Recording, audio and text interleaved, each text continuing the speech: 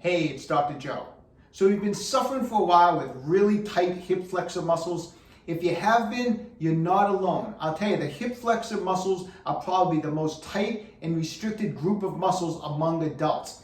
Today, I'm going to show you how to loosen them up.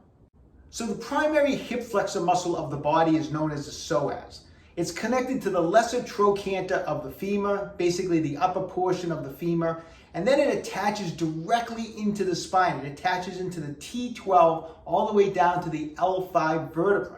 So it's a direct connection into that lower back. So a tight, restricted psoas means tightness and restriction in your lower back. Now we have some secondary hip flexor muscles also, such as the rectus femoris, which is one of our quadricep muscles that actually crosses the hip joint. And we're going to get to all that. Let's talk real quick. Why do these hip flexors, why does that psoas muscle get so tight and restricted? So the main reason, without a doubt, why adults have restricted and tight hip flexor muscles with a lot of buildup of fascial adhesion or scar tissue is from sitting. We sit too much. People sit all day long a lot of times, and then they sit at home at night. And what happens is that fascia of our body, you can think of it as like a 3D printer. It molds to whatever shape we give it. And if sitting is what you're doing all day, which puts the hip flexors in this position, in a shortened position, your fascia is molded to that position. That's what it becomes. It becomes the fascia of sitting. And if you don't do anything to offset all that sitting, you're not going to loosen up those hip flexors. They're going to be tight, and you know what? Unfortunately, they're going to get tighter and tighter and tighter as you get older. So we need to loosen this up, and that's what we're going to go over today. Some myofascial release work and some nice, deep fascial stretching for the hip flexors.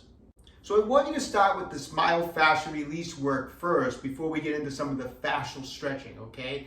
So grab a spiky massage ball.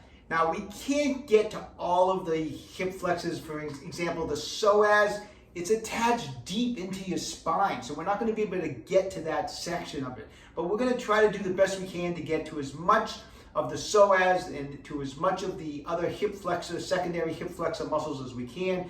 I mentioned the rectus femoris. So this is how we're going to start. We're going to start with the ball kind of in the upper thigh area here. And I want you to just get the ball under that area and lie down on a bench. You can get on the floor and put the ball kind of in the upper thigh area and then come down on it and let your body weight settle down on it. Gauge your pressure with your arms, gauge your pressure with your legs. You want to make sure that it's firm but comfortable pressure in there, okay? So I'm on that area, and then once I get on it, I'm going to just kind of roll back and forth a little bit up and down, and I'll spend about 30 to 60 seconds in that area, okay? And then from there, I'm going to come up a little bit, and I'll just keep coming up about an inch at a time. And every time I come up an inch, I'll spend about 30 to 60 seconds, side to side, up and down.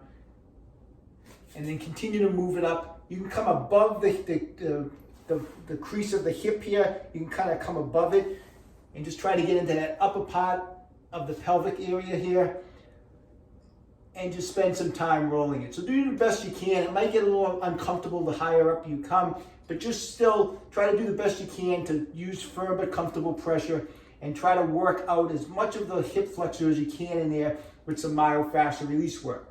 Now, if you come across an area where there's a specific knot, like as soon as you get on it, you can feel there's a lot of restriction, I would put that ball back on that spot and just kind of let your body weight kind of come down on it and just actually hold it for about 60 seconds and not do anything. Just kind of let the pressure in there and relax, and you should be breathing deeply as you do this, and just hang out for another 60 seconds on any area that you feel is knotted in there.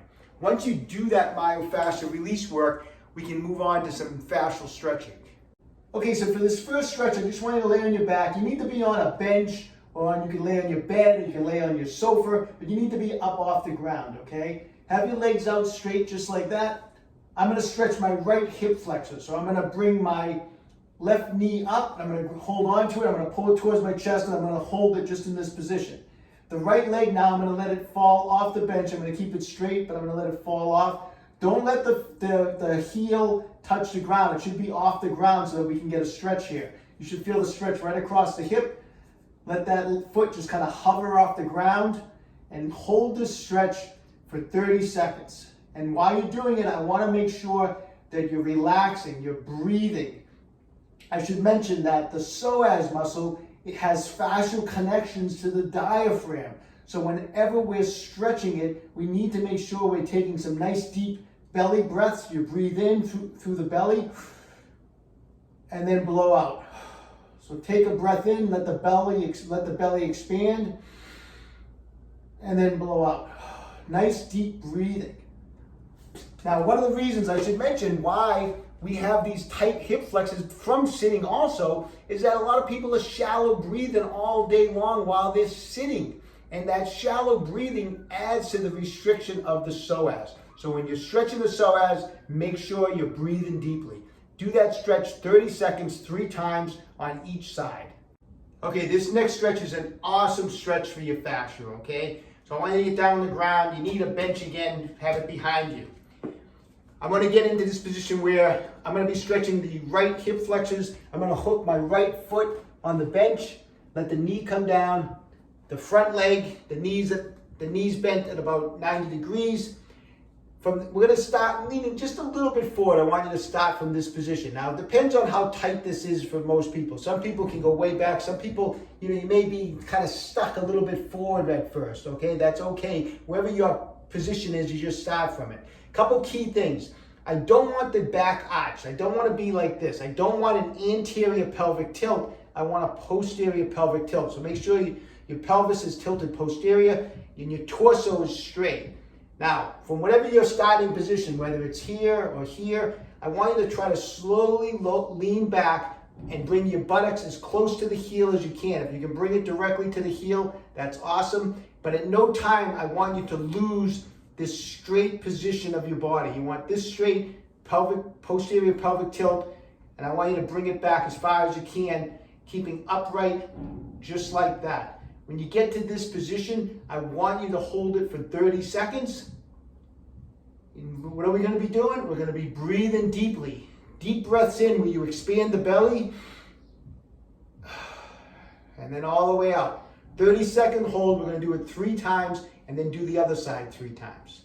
This next stretch, a little variation now. Now we're back just on the ground. Again, I'm going to be stretching the right hip flexor muscle. That knee is down. The front leg is out front, 90 degrees. Now, what I like to do a lot of times on this stretch is I like to rotate the leg this way. I'll show you from the front. So if I'm in this position, watch this back leg. You're going to see the foot. I'm going to rotate it around. Now, why do I turn that femur? Why do I turn that leg?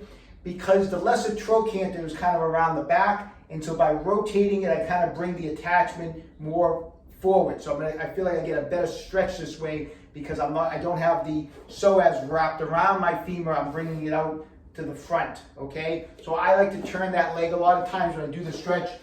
If it feels uncomfortable, you don't have to. I just feel like I do get a better stretch on the psoas when I rotate the leg. So I'm going to bring the leg around like this. Now, just like the other stretch I just showed you, we don't want to be in an anterior pelvic tilt where the butt is out and the back is arched. We want a posterior pelvic tilt. We want the torso straight. Big mistake people make on this stretch, and you're probably familiar with the stretch because we're going to be leaning forward, is they drop the shoulders down to the leg in front of them, and they look like they're doing this big, huge hip flexor stretch because they're all forward like this, and like, wow, look at how much stretch I'm getting on my hip flexor. It's not working. By bending forward, you're bringing the attachments of the psoas closer to the other attachment of the psoas.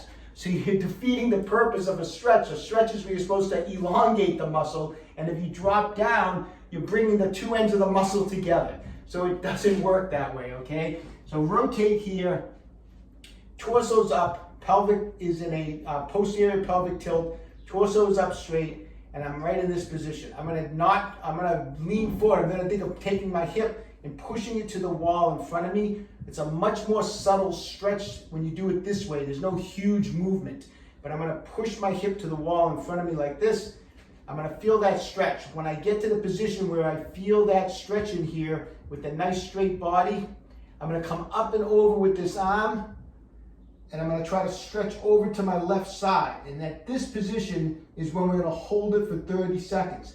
And what are we going to be doing? We're going to be breathing deeply for 30 seconds, right? So stretch here, feel that stretch, come up and over, feel this stretch, and start the deep breathing process, 30 seconds, 3 times on this side, 3 times on the other side.